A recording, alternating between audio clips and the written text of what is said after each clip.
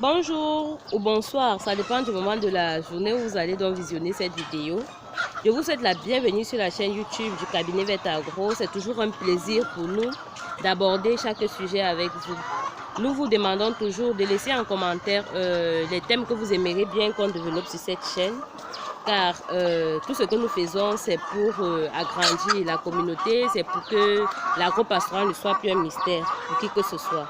Alors sur cette chaîne, nous parlons de l'agro-pastoral. Dans les moindres détails, nous vous donnons donc des conseils au quotidien. Alors pour ne donc rien rater, n'oubliez donc pas d'activer la cloche de notification qui se trouve donc en dessous de cette vidéo. Aujourd'hui, je vais vous parler de la gestion des reproducteurs. Nous avons déjà fait le tour de toute notre ferme de production de Brahma. Aujourd'hui, donc, nous allons juste nous contenter. Nous allons juste rester dans la cour des grands, la cour de nos parentaux. Alors, comment est-ce que nous les gérons pour toujours avoir un bon taux de ponte et avoir des œufs de qualité? Alors, pour avoir un bon taux de ponte et avec des œufs de qualité, il faut agir sur trois principaux aspects. Il existe plusieurs, mais il faut agir sur trois principaux aspects qui sont donc le plan alimentaire, le plan sanitaire et également le plan, le logement en fait, agir sur le logement. Alors, commençons donc par le plan alimentaire. Ces animaux que vous voyez ne sont pas nourris à volonté. Ces animaux sont rationnés. Et lorsque nous parlons donc de rationnement, nous faisons trait à la quantité d'aliments servis, pas à la qualité de l'aliment. Donc les besoins des animaux sont toujours comblés. Vous savez que tout animal, comme l'être humain, a donc 5 besoins principaux. Nous avons les besoins en vitamines, nous avons les besoins en minéraux, nous avons les besoins en énergie, en protéines et en eau. Mais l'eau doit être servie à volonté. Les animaux doivent toujours avoir de l'eau à leur disposition. Mais maintenant, les besoins en minéraux, énergie, protéines, vitamines sont généralement apportés par l'alimentation. C'est vrai que nous pouvons avoir des compléments alimentaires ou encore des produits vétérinaires qui viennent également en complément pour combler certains besoins tels que les minéraux, les vitamines. Alors chez ces derniers-ci, le besoin le plus important est le besoin en minéraux. Les autres ne sont pas négligés, mais nous mettons plus l'accent là-dessus. Et le minéraux sur lesquels il faut plus s'appesantir, c'est le calcium. Parce qu'en fait, ici, nous avons besoin des animaux forts, des animaux solides. Chez la poule, elle utilise une bonne partie de ce calcium-là pour la coquille de l'œuf. Vous savez que si la quantité de calcium est défaillante, la coquille d'œuf sera très fragile. Alors, ces œufs ne pourront pas être incubés. Ces œufs ne seront pas de bonne qualité. Et ce calcium est également utilisé dans la composition du squelette de la poule comme du coq. Les coqs ont besoin d'avoir des pattes assez solides pour pouvoir coucher la poule.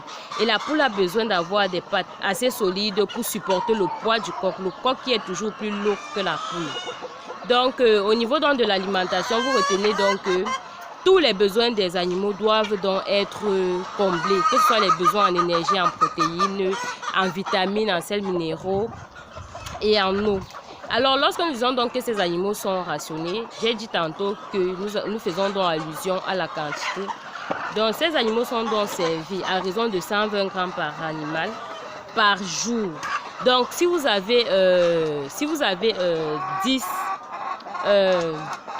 reproducteurs, vous devez donc servir 1,2 kg chaque jour, le matin de préférence. Lorsque je vous parle donc de calcium, par exemple, dans l'aliment ponte chez nous, nous sommes à un taux de 8% juste de calcium dans leur aliment. Parce qu'en fait, nous jugeons nécessaire, comme je vous ai expliqué, qu'il faut un apport permanent et suffisant en calcium pour ces derniers, pour avoir des œufs de bonne qualité et des animaux assez solides pour nous produire ces œufs-là et que ces œufs soient également fécondés. Parce que si les coqs sont défaillants, nous sommes d'accord que nous pourrons avoir des œufs, mais ils ne seront pas fécondés. Et nous ne sommes pas dans cet élevage pour avoir des œufs de consommation. Même si les œufs peuvent être consommés, nous sommes là pour avoir des œufs fécondés pour pérenniser l'élevage. Alors, en plus du plan alimentaire, qui est le plus important jusqu'ici, nous passons donc au plan de logement. Comment est-ce que ces animaux peuvent être logés? Vous pouvez les élever en plein air, comme nous le faisons là, ou vous pouvez les élever dans des bâtiments d'élevage. Pour ceux-là qui optent pour le bâtiment d'élevage, ces animaux qui sont plus à l'aise en plein air, vous devez donc répondre aux besoins de ventilation. La ventilation doit être très bien faite pour limiter les dégâts chez ces derniers. Alors, nous vous avons déjà donné quelques secrets pour avoir une bonne ventilation. Lorsque vous décidez donc de construire vos bâtiments d'élevage, vous devez donc vous appuyer sur la direction du vent dominant, par exemple, qui doit donc être parallèle à la longueur de votre bâtiment lorsque vous décidez donc d'implanter un bâtiment.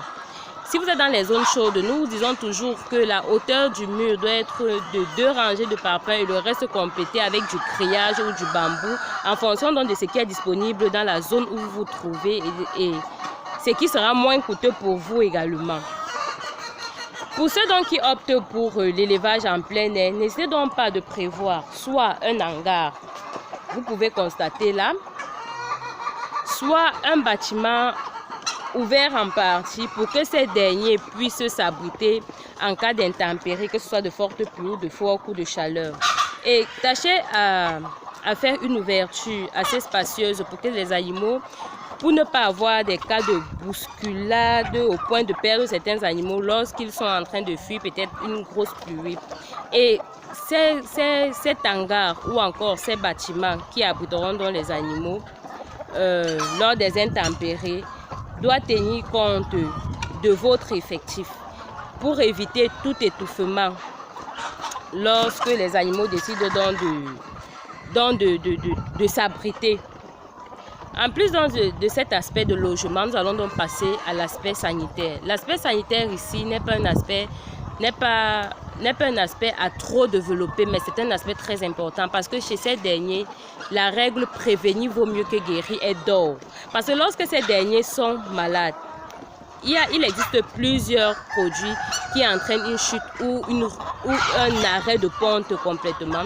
Et vous savez également que toute maladie qui entre également chez les reproducteurs, le premier facteur que nous mettons en évidence, c'est l'arrêt de la ponte ou une chute de ponte que nous observons.